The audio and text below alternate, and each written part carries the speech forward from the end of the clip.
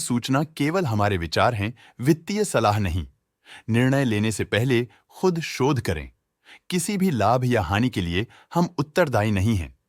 आज हम देख रहे हैं वोल्टास लिमिटेड के 2025-26 Q1 की standalone financial performance. Starting with the sales, पिछले क्वार्टर से सेल्स में -15% का डिक्रीज हुआ है, मगर कंपनी ने पिछले साल के मुकाबले मार्जिनल सेल्स डिक्लाइन रिपोर्ट किया, around -21.5%। Expenses -12.5% quarter on quarter decrease हो गए हैं, जो साल भर के -18% के डिक्लाइन के साथ अलाइन करता है। एक्सपेंसेस में डिक्रीज अच्छा है, लेकिन सेल्स में डिक्रीज निराशा की बात है। ऑपरेटिंग प्रॉफिट, जो पिछले साल के कंपैरिजन में -61% डाउन हुआ है, quarter on quarter around -52.5% decrease हुआ है। Operating profit margin OPM annual basis पे -4% से डिक्रीज हुआ है और पिछले क्वार्टर के कंपैरिजन में -3% से डिक्रीज हुआ है। एक्सेप्शनल आइटम्स को ऐड करके अदर इनकम पिछले क्वार्टर के कंपैरिजन में 72% बढ़ गई, बावजूद इसकी ईयरली ग्रोथ 2% हुई है। इंटरेस्ट एक्सपेंसेस पिछले क्वार्टर से -52% डाउन हुआ, लेकिन ईयर ओवर ईयर इंक्रीज 130% हुआ है। डिप्रिशिएशन कॉस्ट्स में 35.5% का क्लाइम देखने को मिला और ईयरली बेसिस पे 42.5% का इंक्रीज देखा गया। Profit before tax annually -43.5% decrease हुआ, लेकिन प्रोसीडिंग क्वार्टर से -20% डिक्रीज हुआ है। इस साल कंपनी ने 20.5% टैक्स पे किया और क्वार्टरली कंपनी ने 16% टैक्स पे किया है। नेट प्रॉफिट ने ईयर ऑन ईयर -40% का डिक्लाइन दिखाया, लेकिन लास्ट क्वार्टर से -8% का कंट्रैक्शन हुआ है। इस क्वार्टर के दौरान कंपनी का परफॉर्मेंस इतना अच्छा नहीं रहा। नेगेटिव नेट प्रॉफिट लॉसेस को इंडिकेट करता है। वहीं अगर एनुअल एनालिसिस की बात करें तो साल के दौरान कंपनी का परफॉर्मेंस अच्छा नहीं रहा। नेगेटिव नेट प्रॉफिट का मतलब है कि कंपनी प्रॉफिट के कंपैरिजन में नुकसान उठा रही है। अर्निंग्स पर शेयर EPS में ईयरली -40% का डिक्रीज देखा गया, लेकिन क्वार्टरली में 7.5% की गिरावट भी नजर आई। इस क्वार्टर में कंपनी का EPS इतना अच्छा नहीं रहा। नेगेटिव प्रॉफिट कमजोर एफिशिएंसी को दिखाता है। वोल्टास लिमिटेड के फाइनेंशियल स्नैपशॉट को रिव्यू करते हुए कुछ मुख्य ट्रेंड्स सामने आए हैं, जो कंपनी की परफॉर्मेंस पे रोशनी डालते हैं। जून 2022 से जून 2025 तक वोल्टास लिमिटेड की फाइनेंशियल जर्नी में सबसे पहले बात करते हैं सेल्स की। इस साल सेल्स में 5.5% की वृद्धि हुई है और पिछले 4 सालों में 27% की वृद्धि हुई है, जो एक निरंतर अपवर्ड ट्रेंड को दर्शाता है। 2 साल पहले के टेम्पररी डिप के बाद सेल्स में वृद्धि ने फिर से रफ्तार पकड़ी है, जो बाजार की साइक्लिकल नेचर को उभारती है। अब बात करते हैं एक्सपेंसेस की। इस साल एक्सपेंसेस 7% बढ़े हैं और 4 सालों में 31.5% का इजाफा हुआ है। इस साल हालांकि एक्सपेंसेस सेल्स से थोड़ा ज्यादा बढ़े हैं, मगर ग्रोथ रेट्स का करीब होना स्टेडी ऑपरेशनल कॉस्ट को दर्शाता है। चैलेंजेस से गुजरते हुए ऑपरेटिंग प्रॉफिट ने इस साल -17% की डाउनटर्न देखी, जो एक ट्रेंड को कंटिन्यू करता है, पिछले 4 सालों में -23% की डिक्लाइन के साथ। इस साल नेट प्रॉफिट में -12% की गिरावट हुई, लेकिन पिछले 4 सालों में 8% की बढ़ोतरी हुई है, जो कंपनी की मजबूती दिखाता है।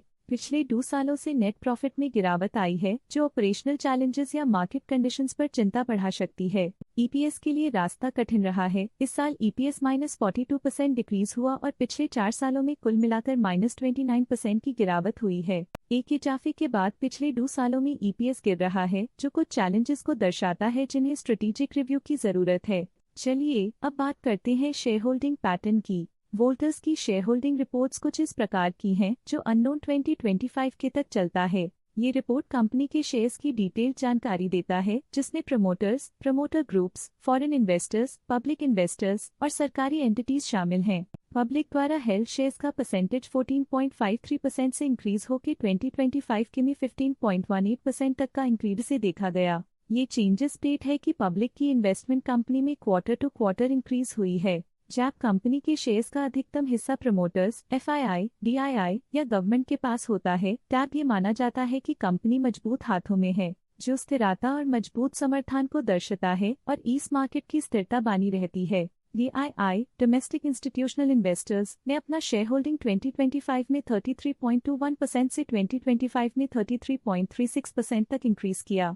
ये बताता है कि डोमेस्टिक इंस्टीट्यूशंस ने कंपनी में अपना इंटरेस्ट 0.15% तक इंक्रीज किया है। फॉरेन इंस्टीट्यूशनल इन्वेस्टर्स की शेयर होल्डिंग में थोड़ा डिक्रीज आया 2025 के से 2025 के में। जो दिखाता है कि फॉरेन इंस्टीट्यूशंस ने अपने स्टेक को क्वार्टर टू क्वार्टर -0.8 से डिक्रीज किया है, जिसे पता चलता है कि उन्होंने अपनी इन्वेस्टमेंट्स को पुल बैक किया है। ये था कंपनी का करंट शेयर होल्डिंग पैटर्न। चलिए झांकते हैं इस क्वार्टर की FII डील्स पर जो विशेष रूप से सुर्खियों में रही। 1 जुलाई 2025 को गोल्डमैन सैक्स सिंगापुर प्राइवेट ओडी ने 3.9 लाख शेयर्स इन्वेस्ट किया 1314.1 रुपीस पर यूनिट के हिसाब से, जिसका टोटल 51 करोड़ था। 1 जुलाई 2025 को कैडेंसा मास्टर फंड ने 3.9 लाख शेयर्स एग्जिट कर लिए 1314.1 रुपीस पर यूनिट के हिसाब से, जिसका टोटल 51 करोड़ था। इन सभी ट्रांजैक्शन से हमें समझ में आता है कि किस तरह के इन्वेस्टमेंट्स ने इस क्वार्टर में प्रभाव डाला है। आइए देखते हैं इस क्वार्टर के DII डील्स ने बाजार को किस तरह प्रभावित किया है। 14 जुलाई 2025 को the MTBJ limited as trust for government pension investment fund MTBJ 4000045849 ने 86.5 थाउजेंड शेयर्स खरीदे 1369.5 रुपीस पर यूनिट के हिसाब से, जिसका टोटल था 11.8 करोड़। 14 जुलाई 2025 को the MTBJ limited as trust for government pension instant fund MTBJ 4000045828 ने 86.5 थाउजेंड शेयर्स पोर्टफोलियो से हटा दिए 1369.5 रुपीस पर यूनिट के हिसाब से, जिसका टोटल था 11.8 करोड़। इन सभी ट्रांजैक्शन से हमें समझ में आता है कि किस तरह के इन्वेस्टमेंट्स ने इस क्वार्टर में प्रभाव डाला है। अब नजर डालते हैं वोल्टर्स के स्टॉक रिकमेंडेशन पे। लोटस स्टॉक का करंट प्राइस 1702 रुपीस चल रहा है। EMK ग्लोबल फाइनेंशियल सर्विसेज ने स्टॉक की बाय रिकमेंडेशन दी थी। उन्होंने स्टॉक का टारगेट प्राइस 1450 का अनुमान लगाया था। रिकमेंडेशन के समय स्टॉक का प्राइस 1292.6 चल रहा था, जो करंट प्राइस से 12.2% डाउन है। मोतीलाल ओसवाल ने स्टॉक की होल्ड रिकमेंडेशन दी थी। उन्होंने स्टॉक का टारगेट प्राइस 1350 का अनुमान लगाया था।